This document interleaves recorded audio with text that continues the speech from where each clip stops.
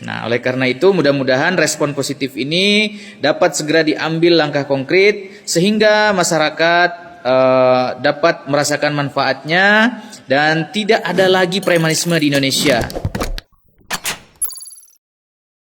Hola netizen yang berbudi pekerti luhur. Polda Metro Jaya sudah menangkap 3 orang debt collector yang menarik paksa mobil selebgram Clara Sinta dan berujung polisi dibentak. Peristiwa ini terjadi di sebuah apartemen di kawasan Tebet, Jakarta Selatan beberapa waktu lalu. Bermula ketika 7 orang debt collector melakukan penarikan paksa mobil milik Clara Sinta. Sebelum bertemu dengan Clara, para debt collector tersebut menemui sopir Clara dan merampas kunci mobil. Debt collector tersebut juga sempat mengancam sopir. Saat berada di apartemen, terjadi perdebatan antara Clara Sinta dengan para debt collector. Clara Sinta saat itu meminta para pelaku menunjukkan surat tugas. Saat itu diketahui ada seorang anggota Babin Kamtimbas Polsek Tebet yang datang ke lokasi. Babin Kamtimbas ini mencoba menengahi antara Clara dengan debt collector. Namun polisi yang menengahi perkara malah dibentak debt collector. Perbuatan debt collector juga bukan hanya membentak polisi, tetapi lebih kepada melawan perintah petugas di lapangan. Diketahui saat ini polisi telah menangkap 3 debt collector. 4 orang diantaranya masih diburu. Nah, gimana nih menurut netizen yang tercinta? Namun di sini yang saya sesalkan ada oknum debt collector yang memang melakukan tindakan itu menurut saya sewenang-wenang kan gitu kan, ataupun arogan kan gitu. Dimana ada pihak kepolisian di situ yang coba menengahi juga, itu juga tidak dihormati dan dikatakan tidak ada urusan. Bagaimana mungkin pula tidak ada urusan kan gitu? Karena apa? Karena itu pihak yang memiliki mobil tersebut itu tidak mau menyerahkan dengan ikhlas kan gitu kan unit tersebut dan mencoba untuk menyelesaikan lah kan gitu ataupun membayarkan. Namun Anda ini sebagai oknum-oknum debt collector tersebut seolah-olah seperti memaksakan kehendak Anda gitu dan tidak menghormati pihak kepolisian kan gitu yang ada di situ. Tolonglah kita musnah cipta hukum kan gitu kan, yang pasti namanya hak eksekutorial itu memang ada diberikan di fidusia kan gitu. Namun yang saya ketahui eksekusi sendiri itu bila mana memang konsumennya sendiri itu mau ya dengan ikhlas, bila mana tidak mau otomatis harus melalui pengadilan supaya nanti jurus setiap pengadilan lah yang melakukan eksekusi kan gitu dengan prosedur-prosedur yang berlaku, bukan Anda kan gitu, kecuali memang yang bersangkutan tersebut ikhlas ya untuk menyerahkan tersebut kan gitu, menyerahkan unitnya tersebut. Nah disinilah menurut saya sendiri ya kepolisian lah kan gitu kan kiranya membuat ini menjadi urusannya lah gitu kurang lebih, supaya tahu kawan itu kan ada urusan kalian kan gitu Pak polisi ya. Karena kondisinya kan ini ada dugaannya ini kan perampasan, pencurian dan sebagainya, yang dimana walaupun memang ada prosedur dan sebagainya katanya itu otomatis ini bisa diduga terus lah kan gitu kan, karena dia merampas, kita lihat itu kan. Apalagi di sini saya lihat sudah ada petugas untuk menyelesaikan menengahi ini, tapi malah seolah-olah melawan petugas. Nah, ini menurut saya tidak benar. Kita tidak menghormati namanya pihak kepolisian sebagai salah satu penegak hukum kan gitu, yang mempunyai hak untuk eksekusi juga kan gitu ya. Tolonglah Pak Kapolri, proses ini pihak yang terkait di sini. Kasihan nanti masyarakat banyak kan gitu kan. Malah nanti bila mana ini tidak diproses otomatis nanti semakin apa pula kan, semakin berbahaya nanti ini oknum debt collector yang tidak sesuai dengan prosedur tersebut melakukannya ke masyarakat ataupun konsumennya ya. Ini berbahaya menurut saya Pak. Tolong Pak ya.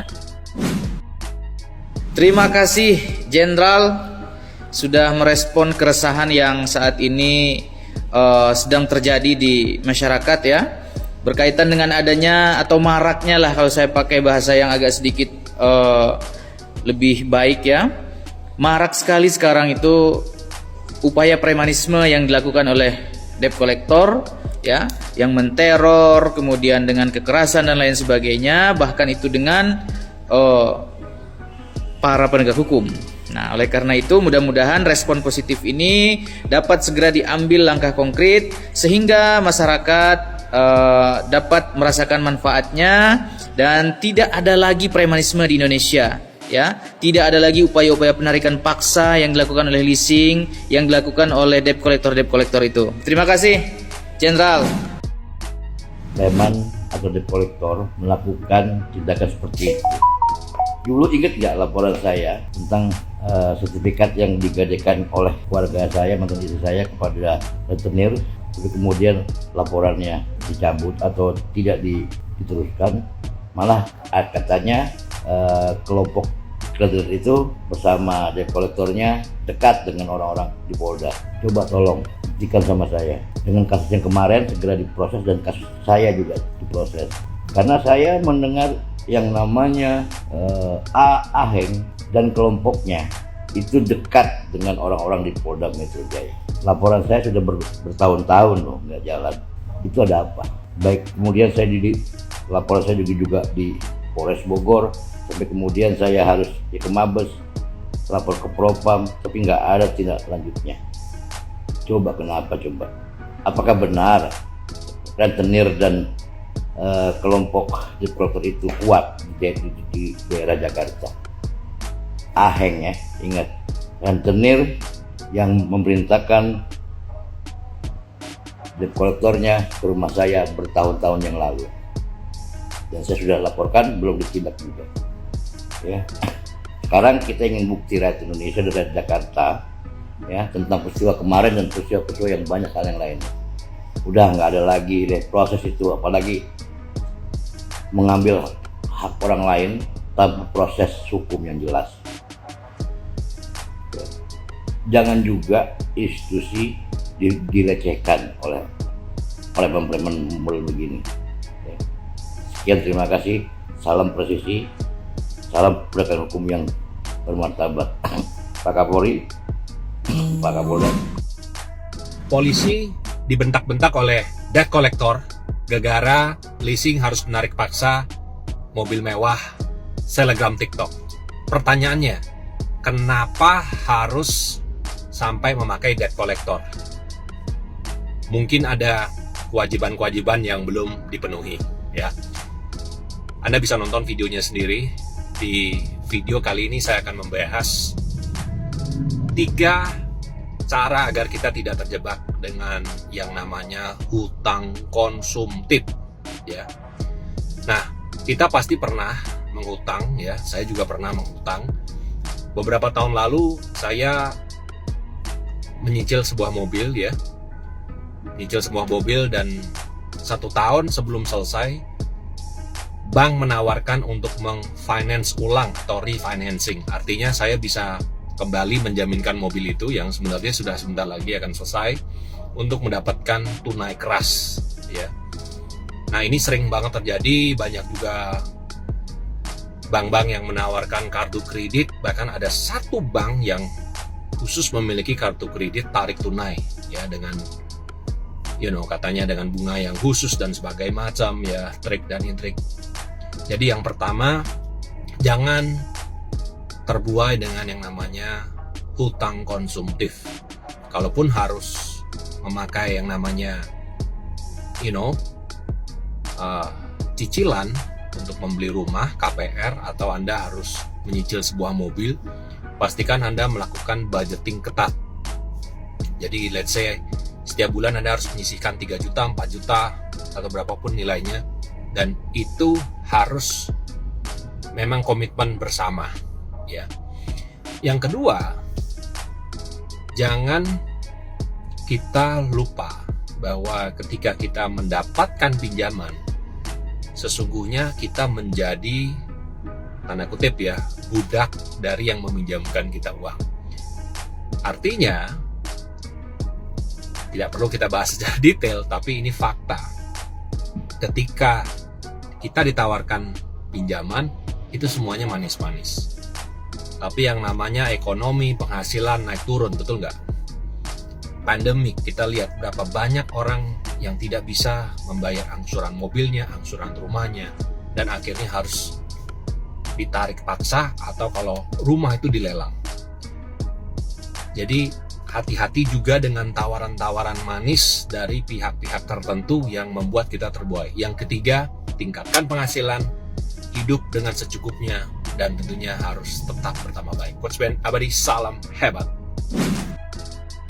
Baik, di sini saya akan menanggapi tentang suatu viralnya video yang dimana telah terjadi penarikan paksa oleh pihak debt collector secara arogan. Di dalam Undang-Undang Jaminan Fidusia Nomor 42 tahun 99, pada pasal 15 ayat 2, sertifikat jaminan fidusia mempunyai kekuatan hak eksekutorial yang sama dengan putusan pengadilan, dan pada pasal 15 ayat 3 mengenai prasyarat cedera janji.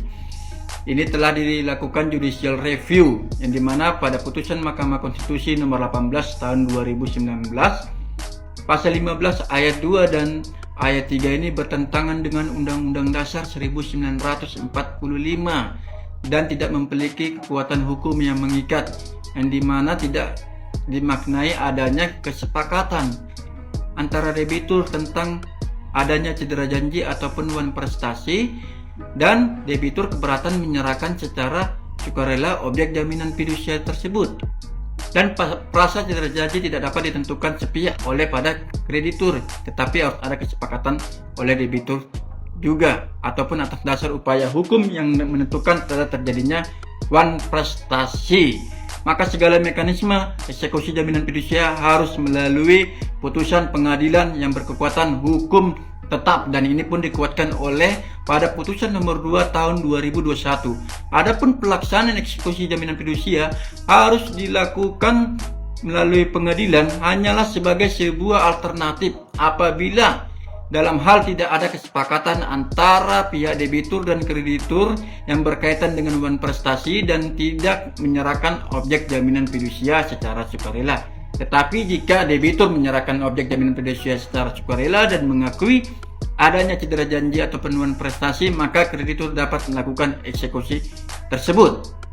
Dan kepada pihak debt collector arogan, Anda dapat dikenakan pasal, yaitu tentang perampasan dalam pasal 368, yang dimana unsur-unsurnya adalah memaksa dan melakukan tekanan pada seseorang dengan kekerasan ataupun ancaman kekerasan.